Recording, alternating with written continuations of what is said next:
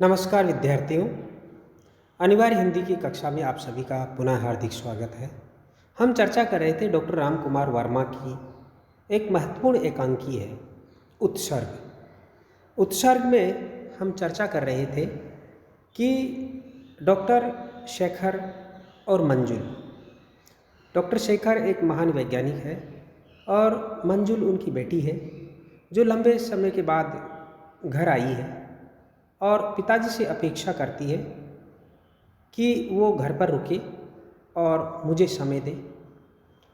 लेकिन पिताजी है एक महान वैज्ञानिक है और निरंतर नए नए खोज करते हैं। उन्होंने एक बहुत महत्वपूर्ण खोज की है, एक एपराटस विकसित किया है, एक वैज्ञानिक यंत्र विकसित किया है जिसके माध्यम से वे मृत आत्माओं से बात कर सकते हैं, मृत आत्माओं को बुला सकते हैं। कहने का तात्पर्य यह है कि उनकी खोज थी कि आत्मा में जो ये मृत्यु का बंधन है, जीवन और मरण का जो फासला है, वो उसे ख़त्म करना चाहते हैं। शरीर और आत्मा में जो डिफरेंसेज है, जो अंतर है, उसको मिटा देना चाहते हैं। जिस प्रकार से हमारी जो ध्वनि तरंगे हैं, जो विद्युत तरंगे हैं, वो एक क्षण में अमेरिका चली जाएगी, इंग्लैंड आ जाएगी, भारत आ जाएगी, सब जगह व्याप्त हो जाती है। ठीक आत्मा का स्वरूप भी ऐसा ही है।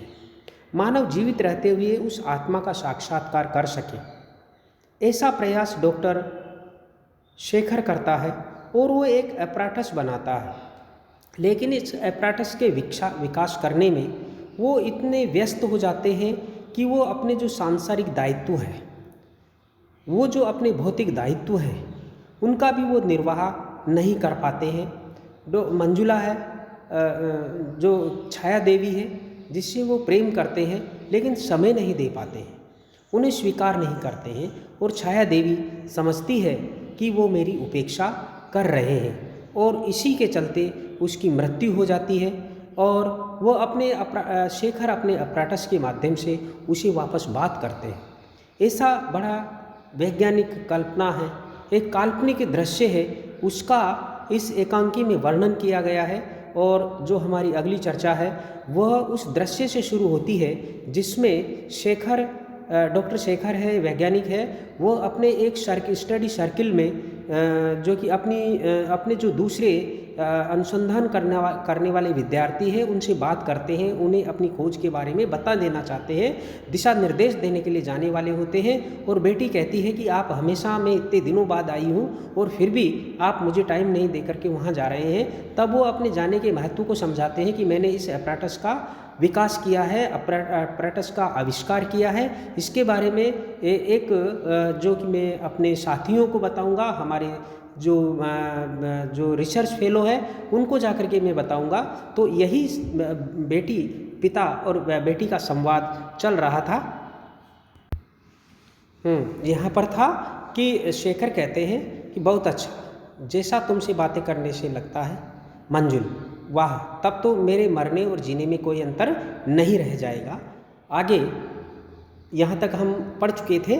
आगे अगला हिस्सा है एकांकी का, उसके बारे में अध्ययन करेंगे। शेखर के क्या कहता है, अंतर क्या है। शरीर की मोटी रेखा मिट जाए तो ये संसार और वह संसार एक ही है। यानी कि जो दृश्यात्मक संसार है और जो आत्मा का संसार है वह एक ही हो जाएगा, इनमें फिर कोई भेद नहीं रहेगा। शरीर तो जैसे एक भीगा हुआ कपड़ा है जो आत्मा से लिपट गया है और अवसर मिलते ही आत्मा उस शरीर को फेंक कर अपने सच्चे तेज में मिल जाती है। आत्मा का यही स्वरूप है और यही वास्तविकता है। या यूँ समझ लो कि एक शैतान बालक की तरह आत्मा शरीर के दरवाजे को खोल करके बाहर निकल जाती है। इसी को मरना कहते हैं। मरना कोई दुख की बात नहीं है। मंजुल, तो मैं तो मरने से बहुत डरती हूँ। मंजुल कहती है, जो डॉक्टर इसकी वैज्ञानिक की बेटी है, डॉक्टर शेखर की बेटी है, वो कहती है बाप बेटी के अंदर विनोद पूर्वक बातचीत चल रही है और बेटी कहती है मैं तो मरने से बहुत डरती हूँ, जबकि आप मरने को कोई डर वाली बात नहीं मान रहे हैं। मरना और जीना एक जैसी बात है। मरते समय जी न जाने कैसा होता होगा। मंजुला कहती है बहुत अच्छा लगता है जीवों की सारी चिंताएं छूट जाती है। मालूम होता होगा जैसे किसी पानी भरने वाली ने घर पर पहुंचकर आपने सिर का घड़ा उतारकर नीचे धर दिया। इस तरह से बंधन से मुक्त हो जाती है या कि भार से मुक्त हो जाती है। या जैसे पुजारी मंदिर में पहुंच गया है, तभी तो इन आत्माओं से बात करने में अच्छा लगता है। हाँ, जो आत्महत्या करके मरता है वह अपनी गति में पिछड़ जाता है और वह अपने सूक्ष्म संसार में एक पत्थर की तरह गिरता है। मैंने सूक्ष्म शरीरों से बात करके ये जान लिया है, यानी कि आत्महत्या करना बुरी बात है। मंजुला कहती है, मैं तो मरे हुए आदमी से बातें भी न करूं, जाने कैसे होते होंगे वे लोग, हवा की तरह, धुआं की तरह। शेखर कहता है, बहुत कुछ इसी तरह, लेकिन अपने एपराटस से मैंने उन्हें ऐसा रूप दिया है कि कोई पहचान ही नहीं सकता कि ये मृत आदमी है, मृत आत्मा है या जीवित है। शेखर कहता है कि मैंने अपने एपराटस से उन्हें ऐसा रूप दिया है कि कोई पहचान ही नहीं सकता कि वे मरे हुए हैं या जिंदा है। ऐसा मालूम होता है कि वे हमारे प्रतिदिन के मिलने वालों में से एक है। जब मैं एपराटस का प्रयोग करके मृत आत्माओं से बात करता हूँ या मिलता हूँ तो वे सामान्य से दिखने वाले प्राणी ही होते हैं। मंजुल आश्चर्य से, अच्छा, देखने में कुछ अंतर नहीं मालूम होता, यह कैसे होता है? शेखर, यही तो मेरी खोज है, यही तो मेरा अनुसंधान है कि मैंने मृत आत्माओं को जो वास्तविक आदमी की तरह का रूप दिया है इस एपराटस के माध्यम से। मंजुल, ओह, बड़ी विचित्र खोज है आपकी, आपने मेरी उत्सुकता और बढ़ा दी है। अच्छा, आप अपने स्टडी सर्कल से। शेखर बात काट कर, ओह, मैं तो जाने की बात बिल्कुल ही भूल गया, तूने अच्छी याद दिलाई, सब लोग मेरा रास्ता देख रहे होंगे। मंजुल, तो फिर आप जल्दी लौट आएंगे? शेखर, हाँ, यही 20-25 मिनट में। मोटर में क्या देर लगती है, 10 मिनट में आने जाने की, कि समझ लो, और 10-15 मिनट बात करने के। मंजुल, जल्दी ही आ जाइएगा। शेखर, अच्छी बात है, तो फिर मैं जाता हूँ, तुम एपराटस देखती रहना। मंजुल स्वीकारात्मक सिर हिलाती है और डॉक्टर शेखर मंच से जाते हैं। आगे क्या होता है देखिए, बहुत महत्वपूर्ण एकांकी है। मंजुल पुकार कर, पिताजी। शेखर लौटते हुए, क्या है? यानी कि पिताजी वापस आ जाते हैं। मंजुल हंसते हुए, आपने सूट तो पहन रखा है, लेकिन मुझे तो पहने ही नहीं है।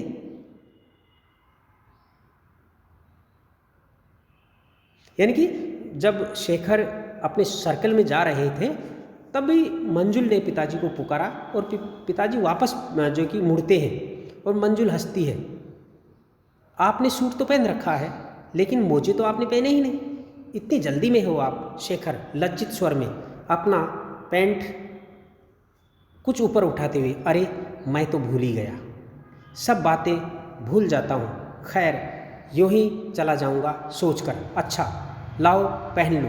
मंजुल, आपने कहाँ रख दिए हैं? शेखर, देख लो, यहीं कहीं होंगे, मेज या कुर्सी पर। मंजुल, मेज या कुर्सी पर? घर में बहुत सी खूटियाँ तो है, या फिर वार्डरोब में रख दिया कीजिए। शेखर, अब रख दिया करूँगा, अभी तो यहीं देख लो।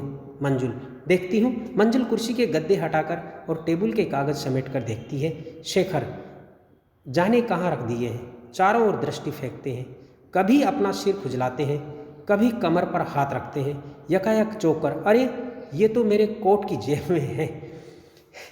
मेरे सॉक्स कहाँ पर हैं? कोट की जेब में रखे हुए हैं।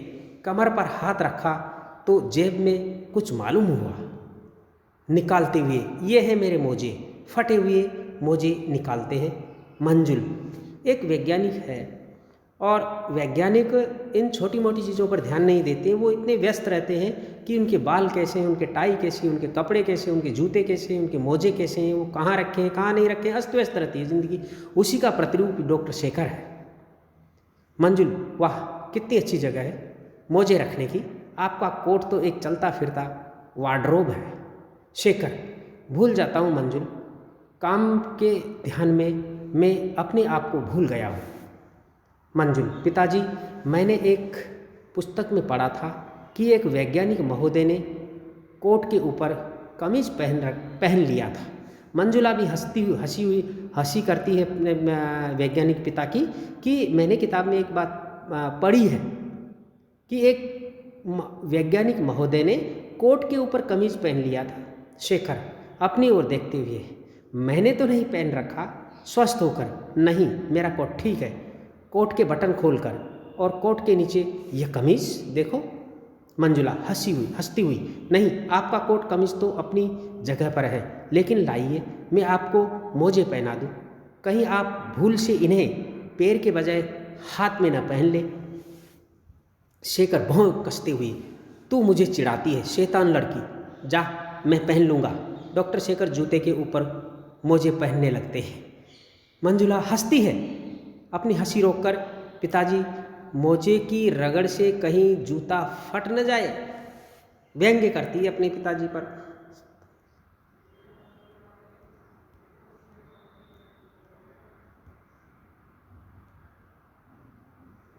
आगे देखिए, शेखर जूते के ऊपर से मोजा खींचते हुए तथा भूल स्वीकार करते हुए, ओह मंजुल, मेरे साथ तेरा बहुत ज़रूरी है, मेरे साथ तेरा जो बहुत ज़रूरी है, नहीं तो मैं पता नहीं क्या से क्या कर दूँ। जूता उतार कर मोजा पहनते हैं, फिर थोड़ी देर जूते की ओर देखते हैं, जूतों को उठाकर बदलते हैं कि कहीं उल्टे तो नहीं पहन रखे हैं, फिर सावधानी से पहन कर जाते हैं। शेखर जाते हुए, मंजुल, थोड़ी देर में आता हूँ। प्रस्थान करते हैं मंजुल। डॉक्टर शेखर के जाने की दिशा में देखती हुई, संसार के विद्वान, संसार के सबसे सरल आदमी होते हैं, लौटती है।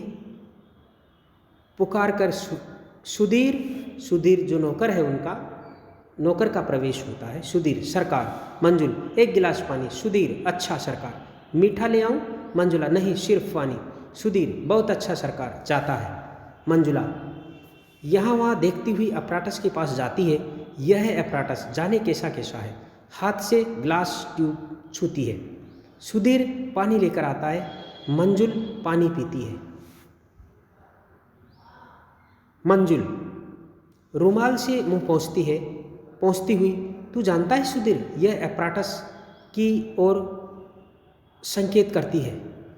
तू जानता है सुधीर, यह अपराटस की ओर संकेत करती हुई कहती है, क्या है यह? सुधीर उत्साह से, सरकार, ई प्रा टू अस है। ई है माँ तो सरकार अस कर्तव्य की है कि भगवानों ना ही कर सकत।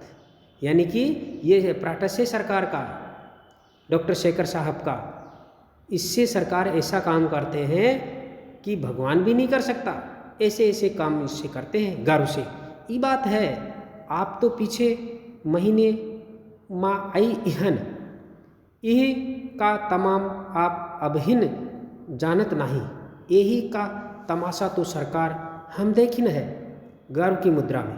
मंजुल, तू जानता है ये कैसे काम करता है? सुधीर, सरकार चालू होत बखत तो यही क देखे ते डिर लगता है। कर घुमाई दे त भिजुरी अस चमचमाए उठत है। ये करे जराए माचिस का ज़रूरत नहीं पड़ती, यानी कि इसको जलाते समय माचिस की ज़रूरत नहीं पड़ती। ऊ बड़का लोटा अस संकेत, यानी कि मंजुल उस नौकर से उस अपराटस को चलाने की बात के बारे में पूछती है। नौकर अपनी जो सामान्य जो लोकल बोली है उसमें बात करता है जो बना है वही माँ लाल पानी पहले तो सनसनात है, वही के बाद खदबदाई के ऊपर चढ़ जाते हैं। वो जादू अस बलकन लागत है, फुन खाल पाए के कबहू ई कोने माँ कबहू ऊ कोने माँ बिलाई जात है। मंजुल, इससे होता क्या है? सुधीर हाथ उठाकर कान पकड़ते हैं। अब ई तो सरकार हम कही नहीं सकत, बड़े सरकार आप आँखी मूंद के बैठ जात है। ओ कुछ कहे लागत है, हम ते कही देते हैं सुधीर, हियन ते तुम आओ सुधीर। मंजुल, सुधीर पिताजी कहते हैं कि आदमी के मर के भी नहीं मरता, कि आदमी मर के भी नहीं मरता। सुधीर, अब सरकार ई तो हम जानत नाही। हाँ, मुदा सरकार जगते बड़े सरकार ई खटोला अस इपराटुस बनाइन है, तब ते वही बात ऊ निकाल लिए है हुई। यानी कि जब से इस लकड़ी का ये यंत्र जो बनाया, खटोला यानी लकड़ी का जो यंत्र बनाया है, तब से वो न जाने कैसी कैसी किन किन से बातें करते हैं। सरकार बड़े सरकार मातो विद्या अस समाई गई है, जैसे स्याही शोक माँ सियाही। भगवान जाने किस भाषा में बात कर रहा है। मंजुल हंसकर, जा तू कुछ नहीं जानता। मंजुल एपराटस के भागों को देखती है। एक स्विच दबाने से लाल बल्ब जलता है। अब पीछे से, चूंकि शेखर यहाँ पर नहीं है और वह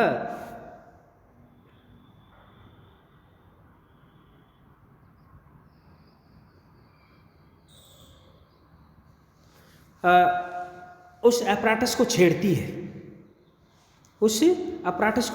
है, नौकर से पूछती है तो नौकर भी बराबर बता नहीं पाता है। अब वो खुद ही उसका प्रयास करने लगती है कि मंजुल एपराटस के भागों को देखती है। एक स्विच दबाने से लाल बल्ब जलता है, उसके साथ ही हरा बल्ब भी जल उठता है। लाल बल्ब तो थोड़ी देर बाद बुझ जाता है, हरा बल्ब जलता रहता है। जब डॉक्टर शेखर इसको जलाते हैं तो अगरबत्ती आदि जलाते हैं, क्योंकि वहाँ पर आत्माएं आती है, वो मृत आत्माओं से बात करते हैं। लेकिन जो मंजुल है वो इसके बारे में ज़्यादा नहीं जानती थी, उसने संयोग से ही उसको दबा दिया और वो चालू हो गया। मंजुल अन्यमनस्क होकर, कुछ समझ में नहीं आता। पिताजी से पूछूंगी। एपराटस के पास से हटकर, जा सुधीर जरा मेरा सितार लिया, पिताजी के आने तक उसी को बजाऊं। सुधीर, सरकार वो टुनटुन करे वाला, यानी कि वो टुनटुन बजने वाला। मंजुल हंसकर, हाँ रे वही। सुधीर जाता है, मेहनती है पर बेवकूफ़ है। पिताजी के पास ऐसे आदमियों की गुजर अच्छी हो जाती है। सुधीर सितार लेके आता है। सुधीर, सरकार ये बिजली का तार तो ना हो कि ये जो सितार में तार लगे हुए इनमें बिजली तो नहीं आती है, बिजली के तार तो नहीं है। मंजुल, बिजली का तार? बेवकूफ़, जा अंदर बैठ, सब बातों में मैं इसे बिजली सूझती है। सुधीर चला जाता है। मंजुल कमरे के बीचों बीच सितार ठीक करती है, फिर तख्त पर बैठकर थोड़ी देर बजाती है। दरवाजे पर खटखट की आवाज़ आती है। यानी कि मंजुल जो ही सितार को बजाने की तैयारी करती है, बजाती है, थोड़ी देर बजाती है तो दरवाजे पर खटखट की आवाज़ आती है। 29।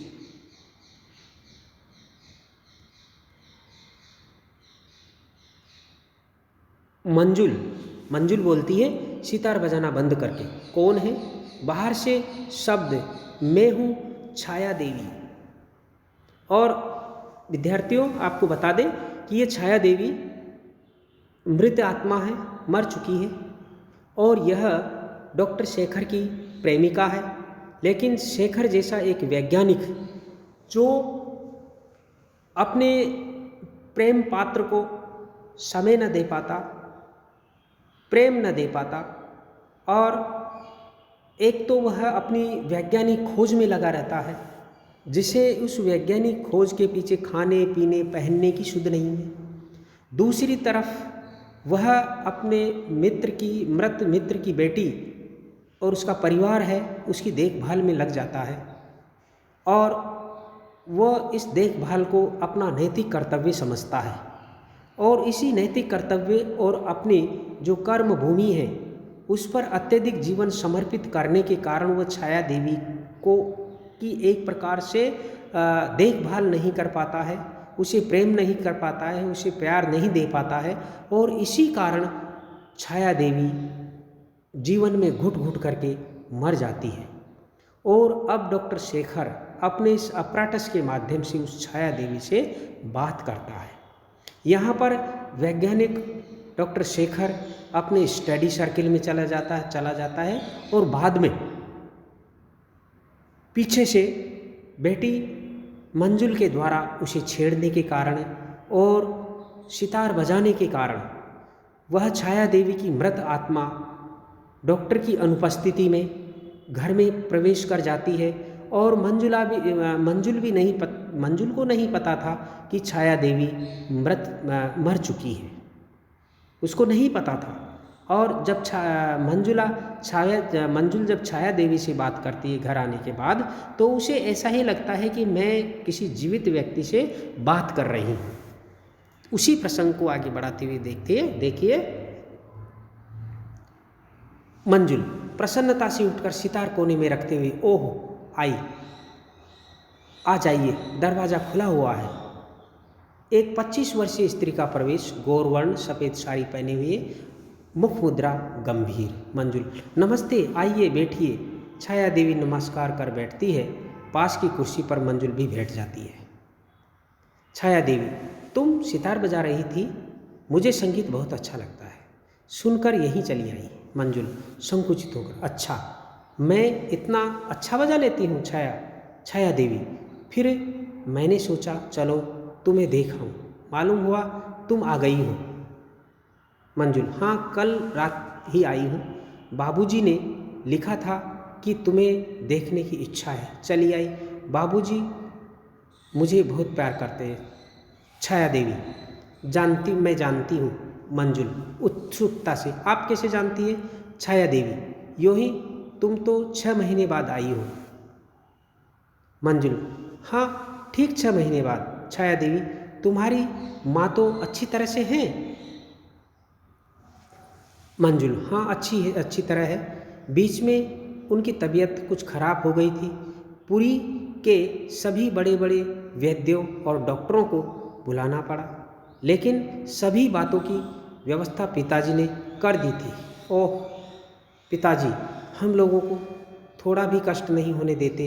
वे तो जैसे हम लोगों की इच्छा पहले ही जान लेते हैं, कुछ कहने की आवश्यकता ही नहीं पड़ती। छाया देवी, तुम्हारी माताजी नहीं आई?